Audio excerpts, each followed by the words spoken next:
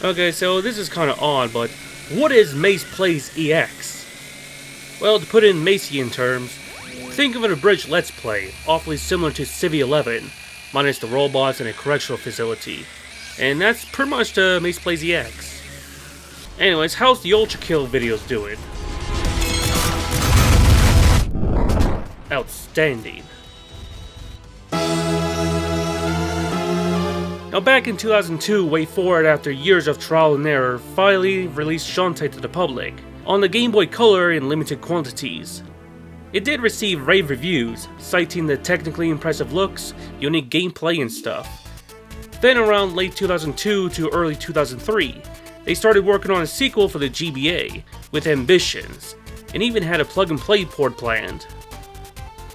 Unfortunately, the game, alongside the plug-and-play, was cancelled, due to no publisher picking it up.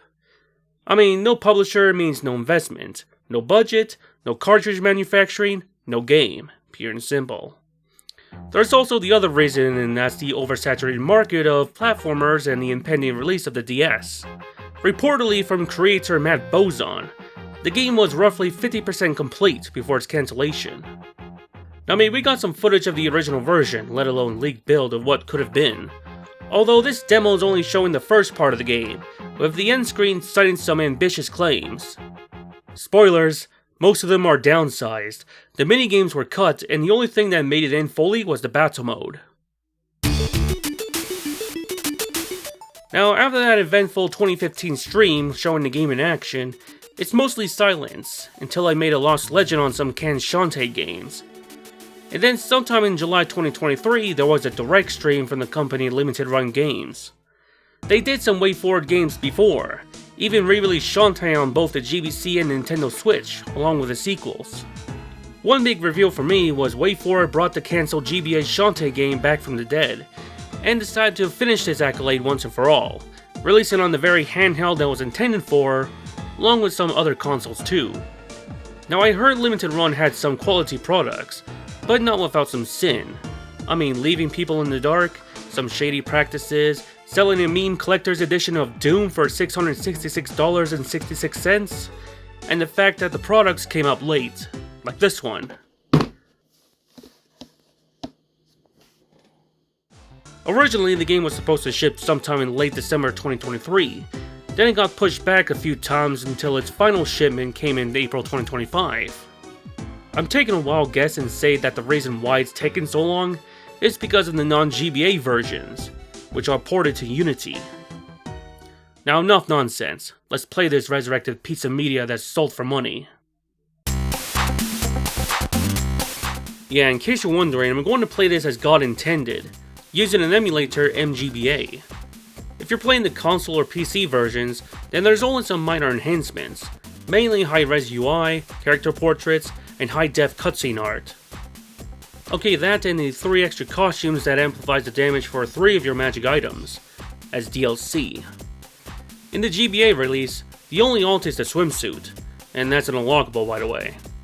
However, one glaring thing is the screen resolution, but that will be forgiven since this was a GBA title. I mean, 240 by 160 or a 3:2 ratio is what the GBA devs had to work with, and that was an upgrade from the previous handheld at the time. If you're still complaining about screen crunch, well, I got some advice. Skill issue, get good, shut up. Once starting the game, it gives you some backstory about Sequin Land was formerly protected by some guardian genies, until they vanished, leaving their children to take their place, and the youngest of the bunch being Shantae, fresh from beating risky boots from the GBC entry. Uncle Mimic whipped up some city defenses against some pirates, which is one of those fans you set up during the summer season. Her friends ain't too happy that she's late, and Bolo's here for the fan service.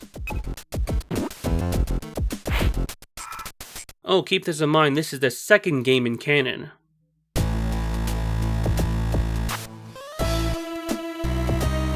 What's up, hoes? Well, that fan cannon Mimic put up isn't gonna last for long as we got risky boots.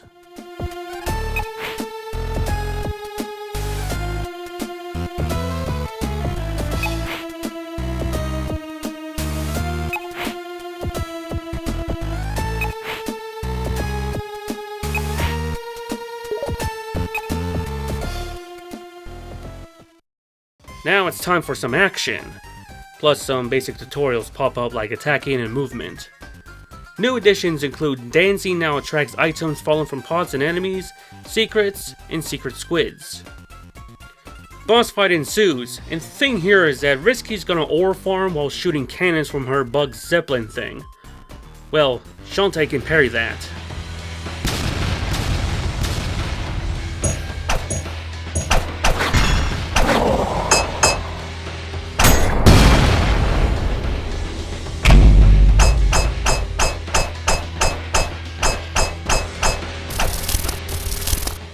You know, I love the expression from her face.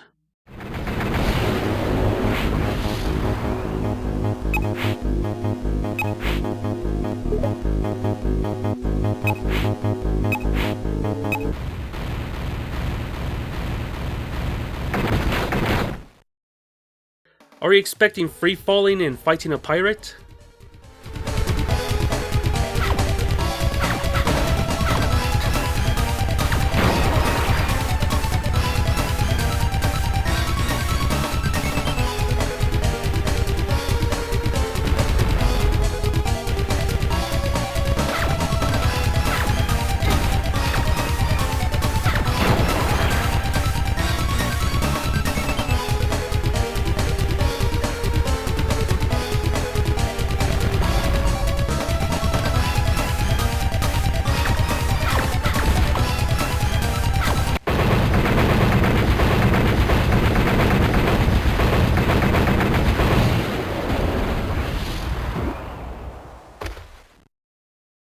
Sky shows up with a big bird named Hatchet, and Roddy Tops goads Shantae to chase Risky, which she did. Oh, and there's only a few cutscenes that had these still pics. Risky revealed her plot to take over Sequin Land is by messing with the world's environments like a demented cipher, and used the lands affected by the device to straight up plunder their resources. As I did the task of grabbing a toolbox for Uncle Mimic, the Tremor engine comes in full display.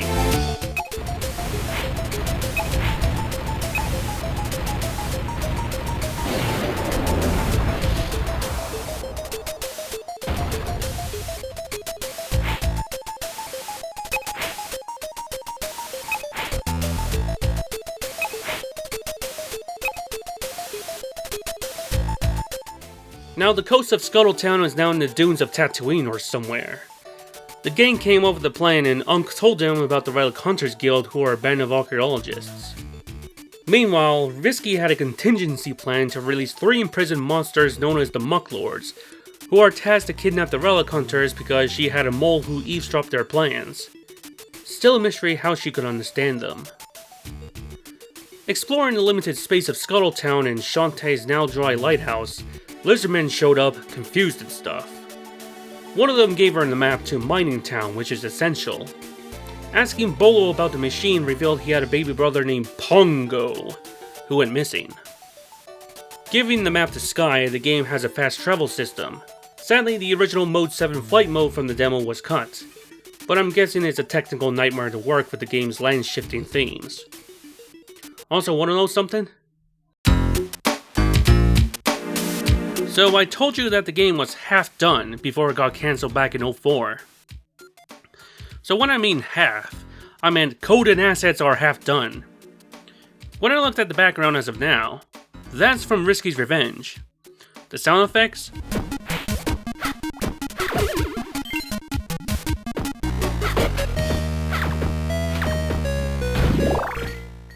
Also Risky's Revenge. The HUD? Okay, you may think this is reused, but actually this style of HUD was here first.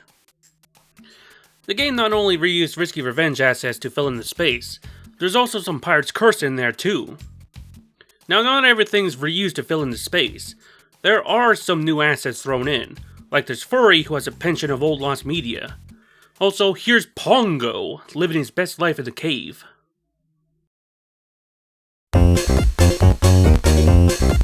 Now if you played the leaked build or watched the old Kickstarter livestream, the first hub area is Orc Orchard, showing off the game's 2 playfields. Though switching characters into a light blue filter doesn't look fancy, but it'll do for now. I hope you're not colorblind to blue though. In most Shantae games, your first transformation is the monkey form, which allows you to not only run in small spaces, but climb on walls and jump a little higher. Not in this game, because before you get to the first labyrinth, you need the crab. Now there's a crypt which can be distinct from the other caves, by judging the entrances.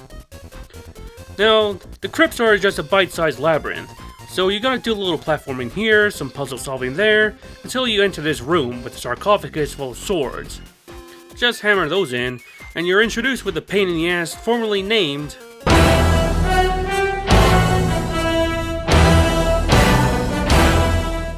Now Way Forward had a name for him, Spanky Joe. But Spanx is just funny. Anyways, he's a pain in the ass, spongy, and hard to dodge. Sure, you can cheese him at the opposite sides of the room, which had a raised platform, but when he grabs you... In the beta demo, Spanx lives up to his name.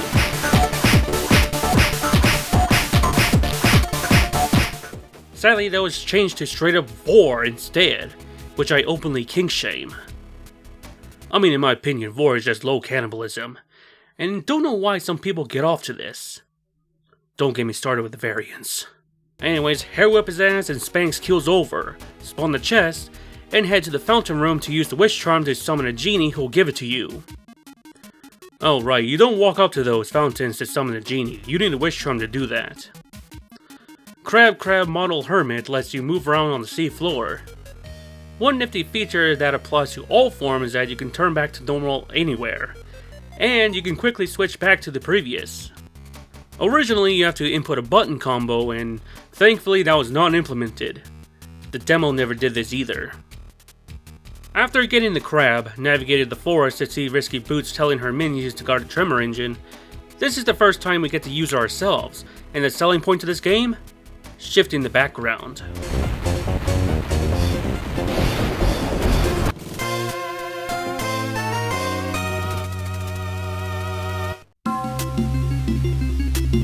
Once we enter the first labyrinth, I noticed a familiar tune.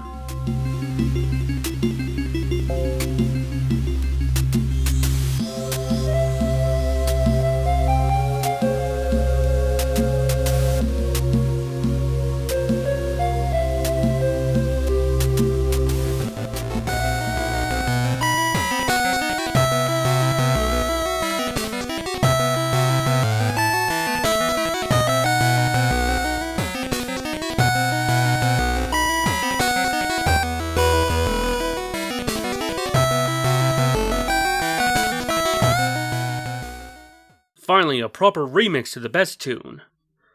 In this labyrinth, there are doors that needed keys to open, lots of navigating, meet Roddy Tops who is the game's shopkeep, buy a pike ball and upgrade it, and then fight a few waves of low tier enemies to get a key.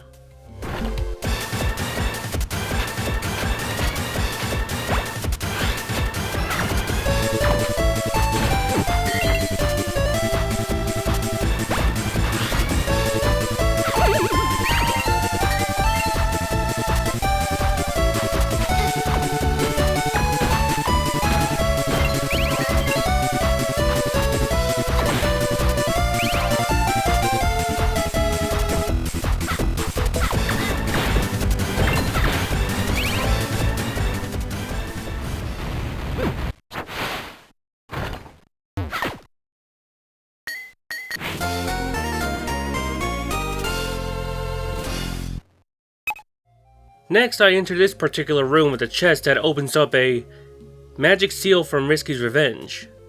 But hitting that turns into a spinning key ball, and the way to beat this is whip at a wall that becomes a keyhole, and hope to the almighty Jimmy that the ball bounces right to it. That grants me the wish charm, so I head to the fountain room to give me my Monkey D Shantae transformation. In case you're wondering, yes, I have watched One Piece. Quite a lot exactly. To access this elevator, you have to find a wing nut, which is somewhere. And now, time to boss.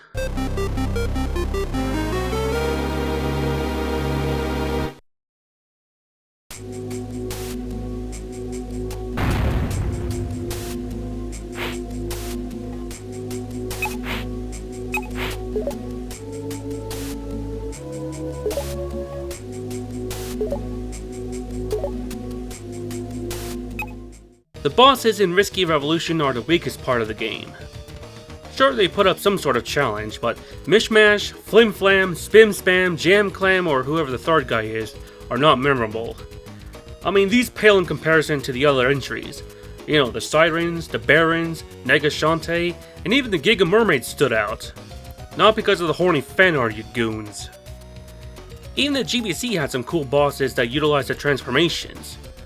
This jabroni, along with the other two, had no seasoning, no flair, no riz, nada. Alright, wanna bring him down? Okay, first break his arm in hockey by using the monkey to drop bombs at him. Second phase, when he's flying around, use the pike ball and whip him good so he dies faster.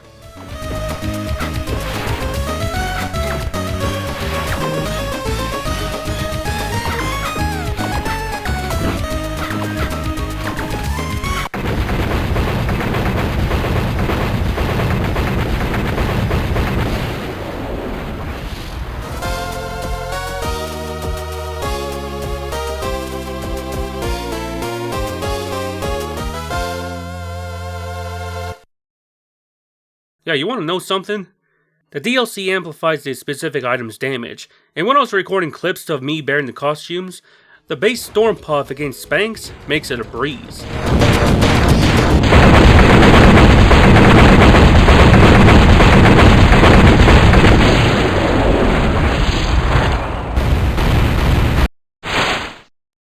Anyways, boss dead, and here's Boris, thanking her for the rescue.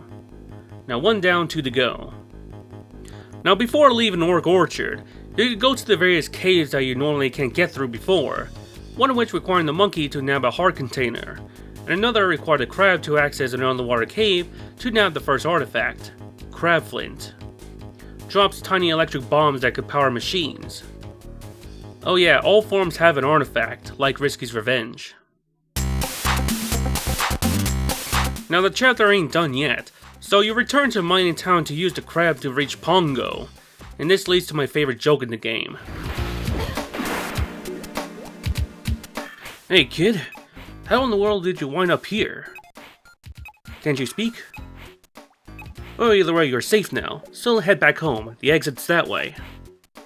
Typically I get a reward or something, but you're a baby, so I guess I'll take your ball.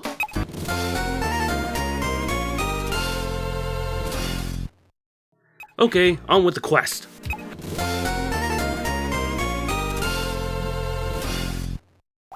It's fine, it's just a ball.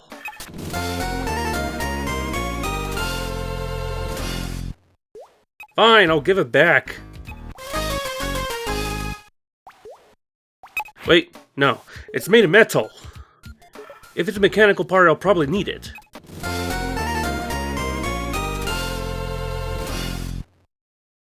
Are we good?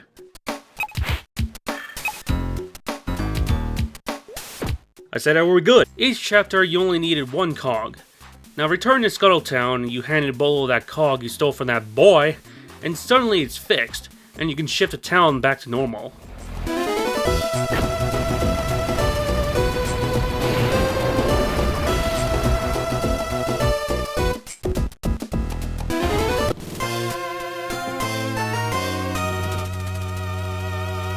Now talk to the old heads in Unk's workshop, and told you that the other two are missing. One Professor Pepperpex McManstache, and one Dr. Cornelius Crust. First thing's a fetch quest to find a clue on where Risky might strike next. You return to Mining Town and talk to them lizardmen, and one of them gave me a rock. A wonky rock, precisely. Returning to Scuttletown with more gems in the bag, Boris explained that the next strike is coming to Lava Town. Also chapter 2 card. Game isn't holding back on drawing women. Okay, so originally the video is longer, like 12 pages worth. So instead of going through this in exhausting detail, I'll give you the semi-cliff notes just to not give in the Western game dev trope of their inability to compress shit. So we head to Lava Town, which is not hot, and citizens are ice cubes, except one who gave me a map to Museum Town. Now, Museum Town is a hellscape of kids running rampant, and the curator couldn't control of the situation, while the shovelware furry wanted my copy of Eminem's kart racing for the Wii. Now I got a map to Naga Cliffs.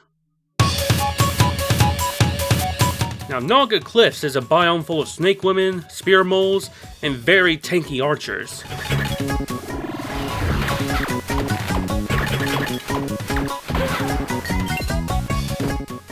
To make this worse, I realized I was dying more frequently, and that's because some enemies can take away one whole heart.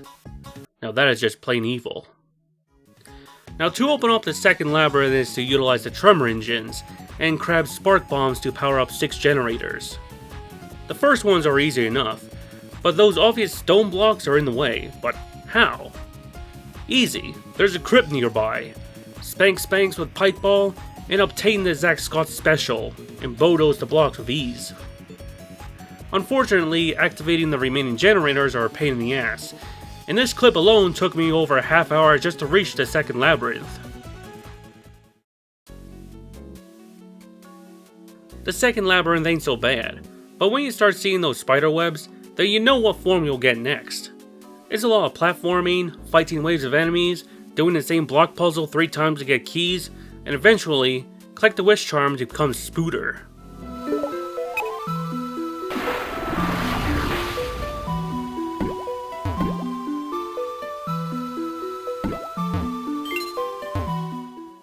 Now, Spider climbs on walls in the background, not the ceiling like half-genie hero. Anyways, Flim Flam shields himself with fodder enemies, but I counter with Pike Ball.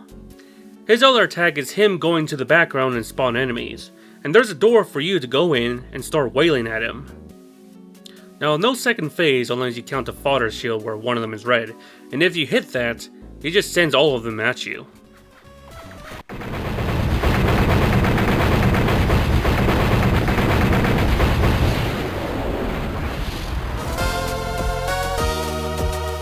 Boss has been clowned, and we meet the hunk of old meat himself, Professor Pepperpex McManstache. Right now I'm picturing Silver's Rayleigh. That man sparks chat energy. Well, I'll tell you this. I wasn't expecting a flat-chested blonde girl talking shit to fit the description. Well, guess what? The actual Pepperpex is DED Dead. As in, Mortal Kombat Animality Dead.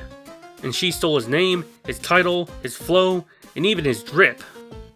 Now this fraud sends you in, let's get some pumice tonight. I don't know, some lava shit.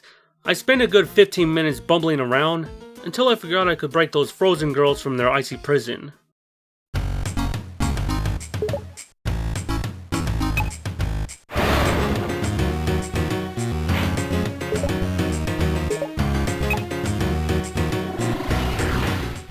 Break the mice. One of them who's talking funny gave me the metal cog and a friendly word of advice. Don't lick the metal poles in the winter. Yeah, true story, I ripped out a chunk of my tongue and I couldn't eat right for the whole night because, the stinging. Yeah, hard lesson learned.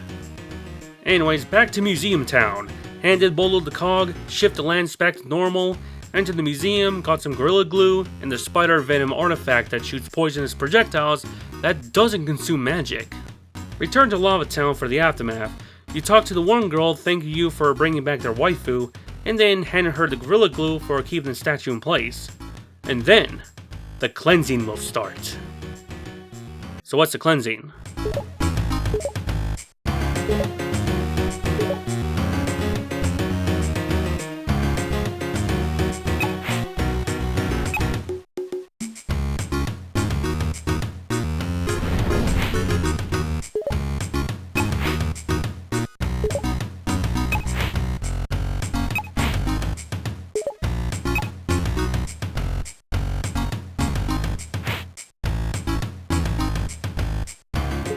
So it turns out they're skeletons, well, skin snatchers exactly.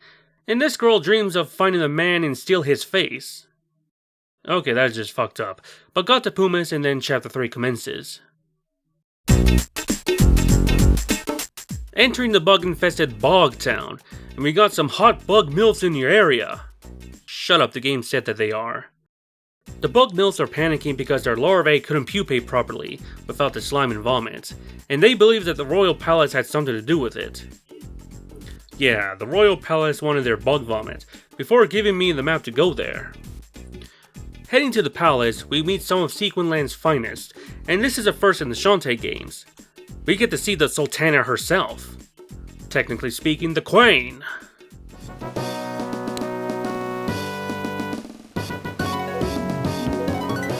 Wow. The Sultana is doing Shantae a favor and sent her troops to the Haunted Grove to help find Dark Crust, who is in some haunted prison. Cool, but I found a secret squid hiding underneath this window and used a curiously placed bomb to blow it open.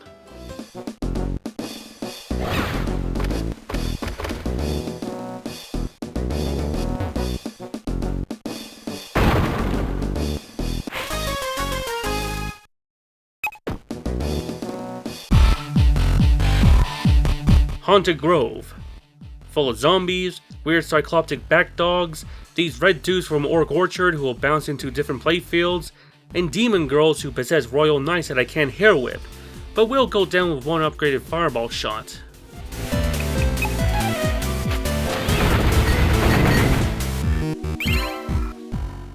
Process is the same, so you need to find a new artifact and transformation. Now the crypt gives me the mermaid form, now sporting Chun-Li's space buns, who can get through the seaweeds. Now it's more of a breeze, until I reunite with the muck piles. Oh, you know, those titty box symbiotes you encounter in Pirate's Curse? Now they're back and I can't attack them. Yet. Besides heading to the place to get the Stomp upgrade, I want to go back to the Royal Palace because there's a sewer I can now access.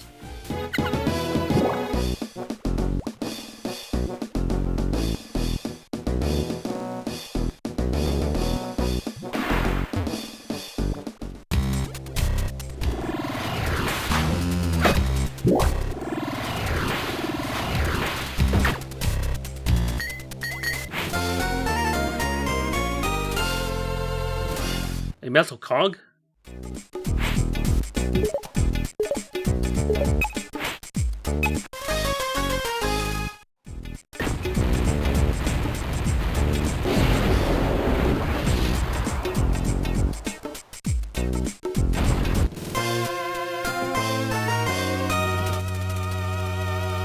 Man, this feels off. Normally I shouldn't do this after I dealt with the labyrinth, but this isn't exactly game-breaking, but more or less doing the whole process in the wrong order. I mean, you can do the same thing with the previous chapters, but you need to do them both to progress. I talked to the MILFs in the bog, who gave me a tremor stone with some life forms. Then I talked with the Sultana, who just dumped some backstory no jutsu I was told in the game's intro. New lore states that the half-genies were gathered by the Sultana at the coming of age in the palace, and decided that they follow in their mother's footsteps and adopt the town to be its protector. Then, the Sultana told Shantae about her mother and decided to end the backstory there. As for a reward, she gives you this storm egg, which won't be any use until later. Now return to the grove. I went to that cave to grab the elephant upgrade where I stomp on barricades, and then I stomp on one location where the statue's at. Next, I go to another cave where it's a whole spider maze just to acquire a useful upgrade for the mermaid form, where she can attack the bog mobs. Now use the tremor engine located at this part of the map, stomp on the other shiny piece, that's also a statue, to finally open up the prison labyrinth. The prison labyrinth is tough, as it should be. A 5-floor maze of tricks, traps, and the return of the Bat Gals. These whip-happy demons who will take 2 hearts upon hit. It's sickening. Process of the labyrinth is the same though. Solve puzzles, platform stuff, fight enemies, and grab keys. This one changed the puzzles, so instead of a guessing game involving blocks, it's a sliding and rotating puzzle, which is a nice change of pace.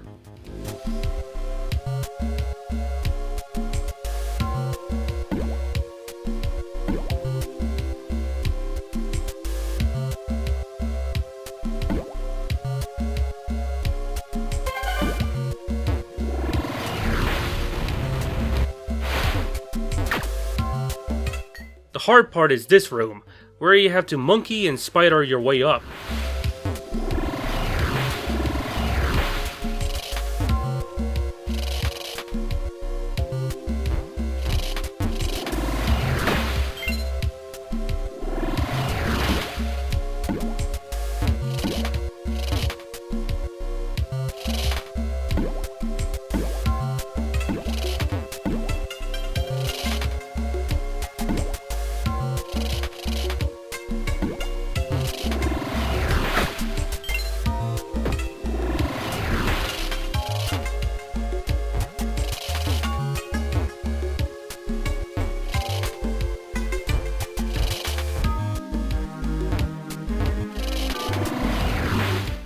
Now, once I got the wish charm, my final form is the harpy and I get to fly at my own leisure, with the cost of control. A fair price to pay because going up is the most important. But there are 2 rooms that require some flying, which both of them are puzzle rooms, and they are needed to open the 2 locked doors at the top floor, where I fight Bat Gals guarding the Wignut.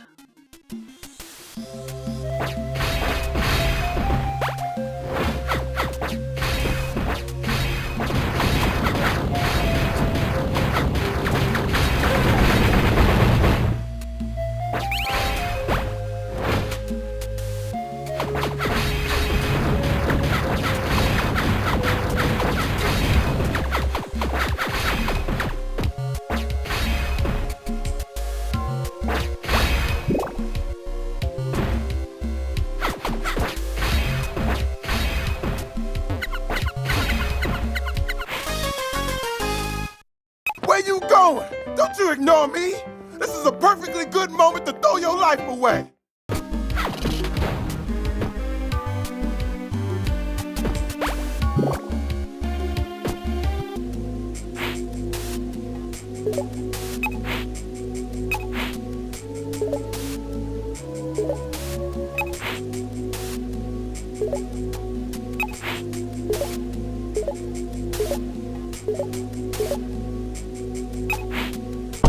Whoa. Well, slow down there, Shantae. There's like children here. Now this boss isn't that bad. He shifts the whole room left or right, spawning demonic cakes to attack you, and then drops a game of chance on whether or not one of these cakes is a tremor engine, a bomb, and Roddy Tops, giving you 1 point of health. The cakes can be easily dispatched with a max upgraded pike ball, along with wailing at the boss himself, which he didn't put up a fight while stuffing himself with all that cake.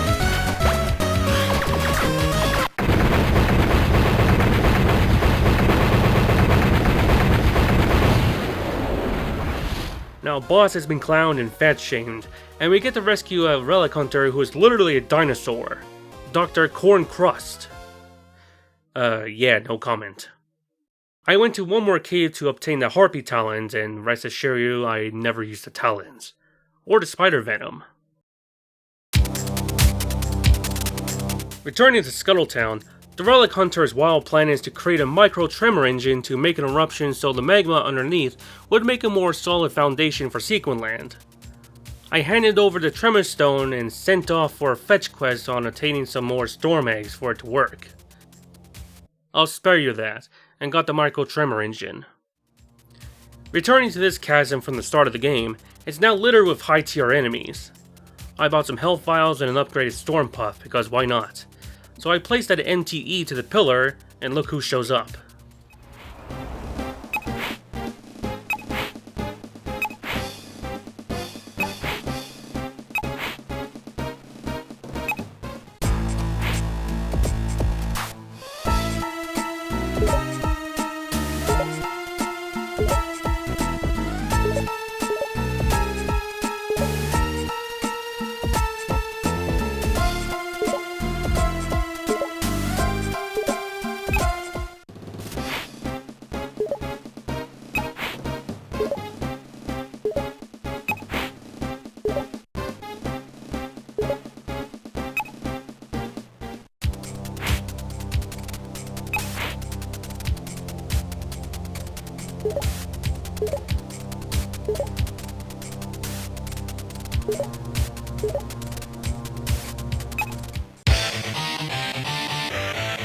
And so the final battle begins, and Risky ain't gonna fight like a bitch. She has a whole arsenal up her sleeve, like cannons, pistols, swords, jumping to different playfields, and taunting through the whole fight. Taking a hit from her takes 2 whole hearts like the bats, but with a health pool of a boss. Yeah, you ain't seducing me, witch. Taste the power of Zeus.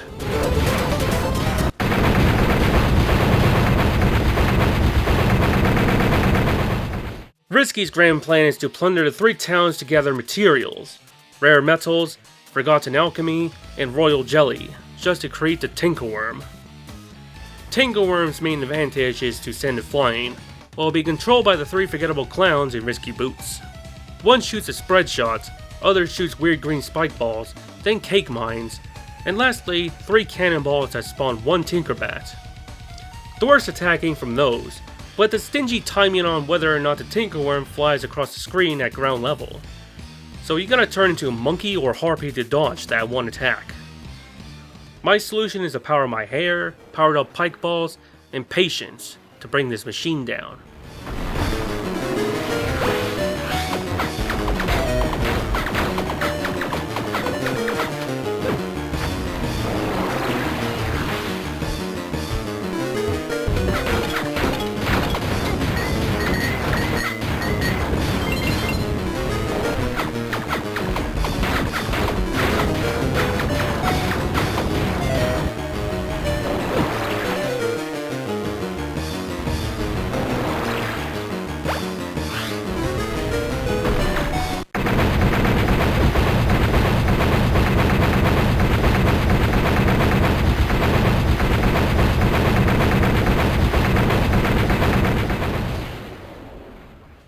The Tinkerworms dismantle, but that's not the end.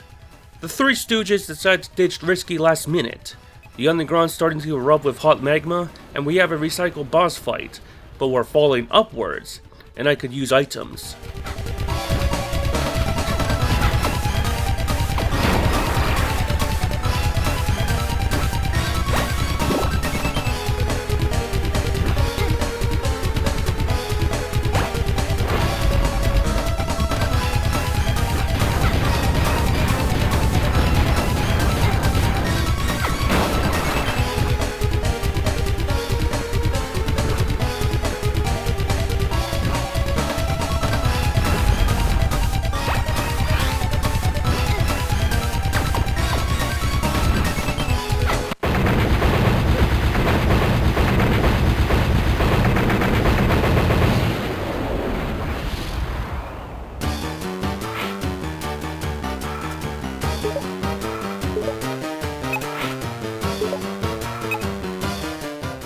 And so, Sky and Pals save Shantae.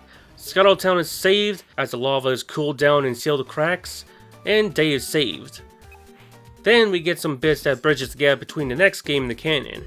And everybody has forgotten poor Pongo. I mean, look at him. He's vibing. Oh right, there's a post-credit scene in Hold Up. Is that the backdrop from Half-Genie Hero's Pirate Queen's Quest, I ask myself? Anyways, Risky is taking that L again, but no matter. Revenge is coming. About 15 years ago exactly. Once the game's complete and you see these cute wallpapers, and just like any other Shantae games, you get different ones depending if you're fast, got everything, or both. In conclusion, Shantae Advance is a fine game, but in my opinion a bit underwhelming when they didn't meet their original goals. It may have the accolade of a game uncanceled and have it released on the original hardware it's going for, but if you want to get this, I would wait for a sale. I mean, let's be straight here, Way4 games are always on sale. Also, in case you're wondering, yes, I'm aware that a 7th Shantae is in the works, and the only pick so far was Shantae and Risky sporting twin tails. It'd be wild if this is a co-op title, similar to their cancelled Risky Pistols project, but I'm guessing they wanted the excuse of giving them cute hairstyles. Now anyways, I don't know what I should do next. Should I make a video of me liberating Kairos of guns, or continue ultra killing with violence, prepping myself for the upcoming 8th layer, Fraud? I mean, I have footage for both of them ages ago, but there's also that PC I just built, running on the old Penguin. You know, this feels like choosing my first Pokemon, but first I should make the old channel update, just to get you up to speed. Anyways, I'll see you later. Bye.